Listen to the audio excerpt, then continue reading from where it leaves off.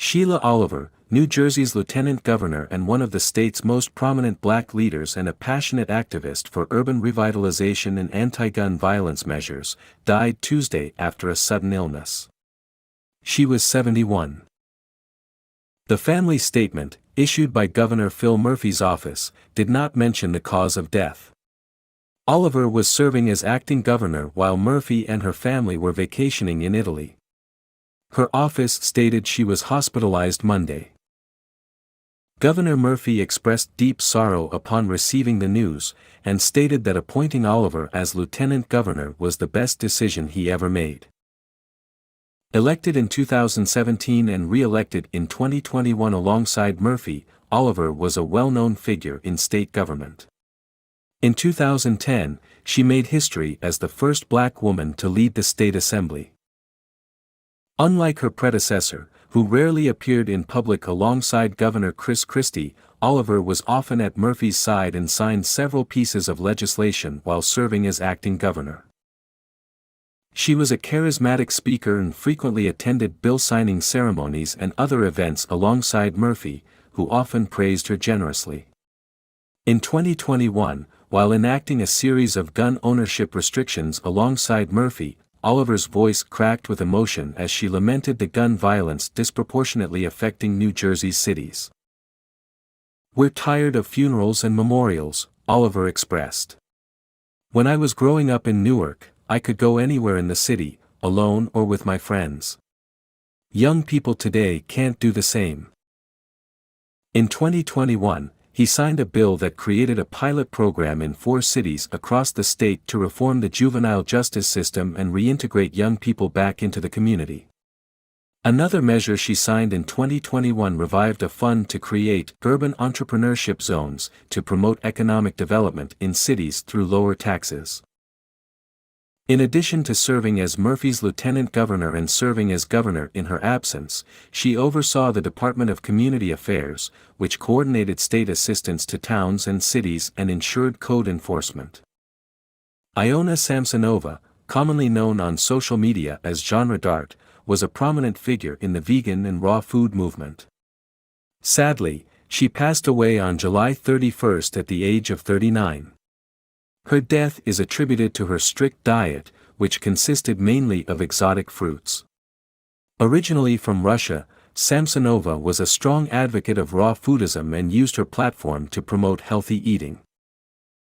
For the past 7 years, she has followed this strict diet based on her observations of the harmful effects of unhealthy eating.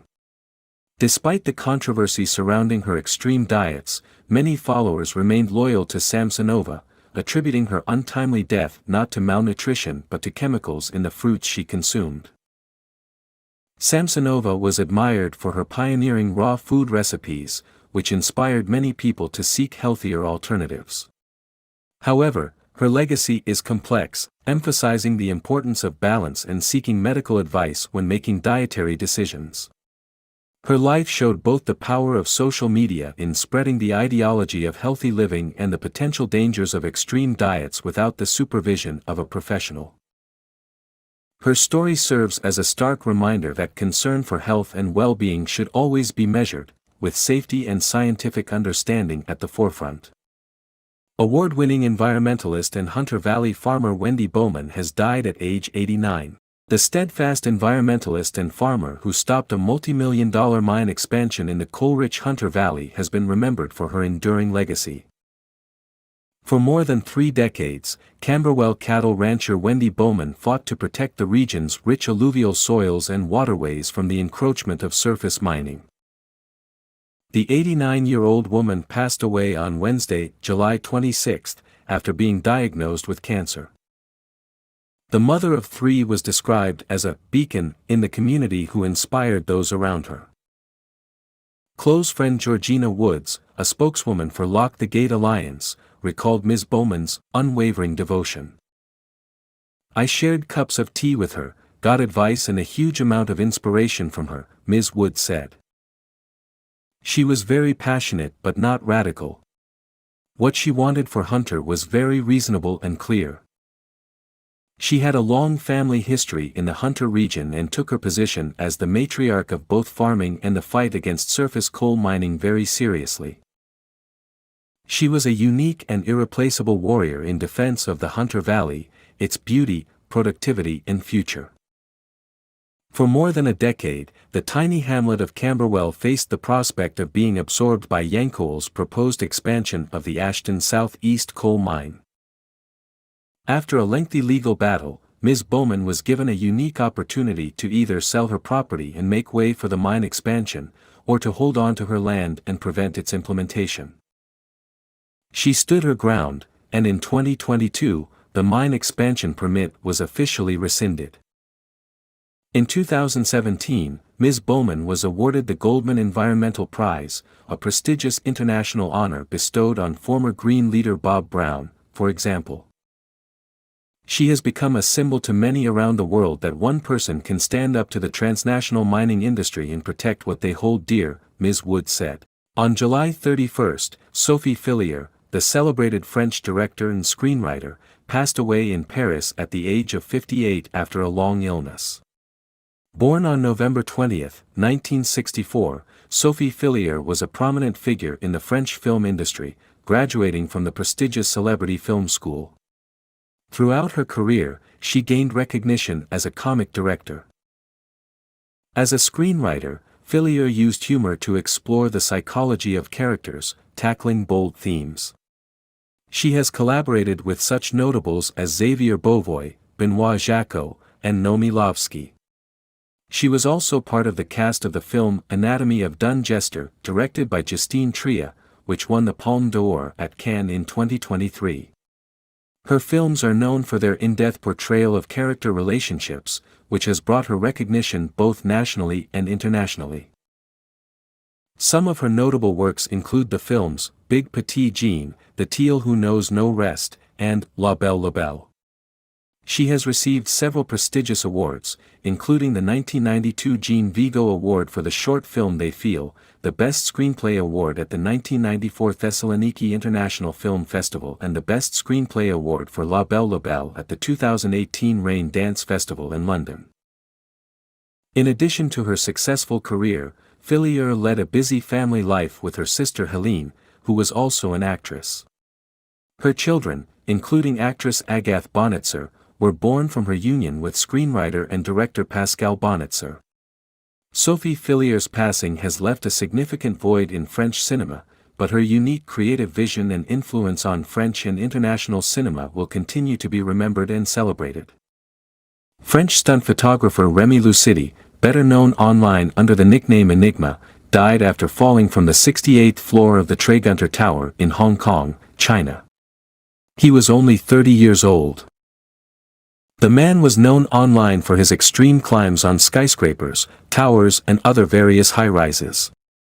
There he took provocative and dangerous selfies. In Hong Kong, Rémi was planning to perform another stunt, but this time his risky prank ended tragically. The death of the Frenchman was reported in the South China Morning Post. According to Hong Kong officials, Lucidi arrived at the building around 7 p.m. and told a security guard that he was visiting a friend on the 40th floor. However, the security officer later found out that the man had no friend in the building.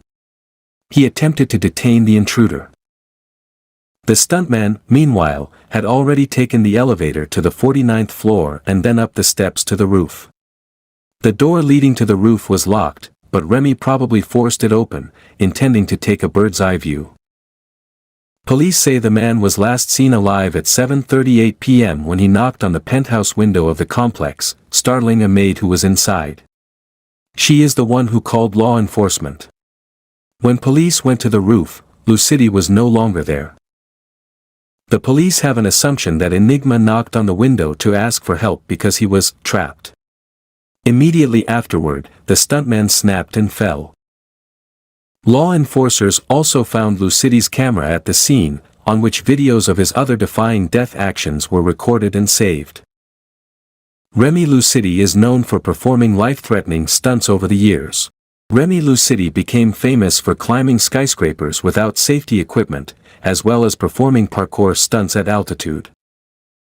Most of the stuntman's Instagram photos feature him on the spires of tall buildings. Lucidi has posed on high-rises in the UAE, Bulgaria, France and other countries. He was once seen standing on the edge of a chimney in Paris, which is about 300 meters high, that is 100 stories high.